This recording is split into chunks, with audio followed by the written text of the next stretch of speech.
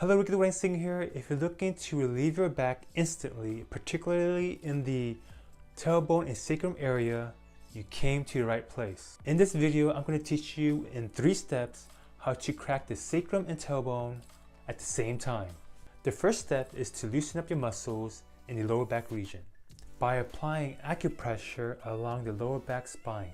Press and hold, release. Press and hold, release. Press and hold, release, all the way down to the tailbone. The second step is all about positioning. You want to lay down on your bed and then position your arm like this. Keep your upper body stationary at all times and then focus on your butt cheeks. For example, you're going to focus on this side.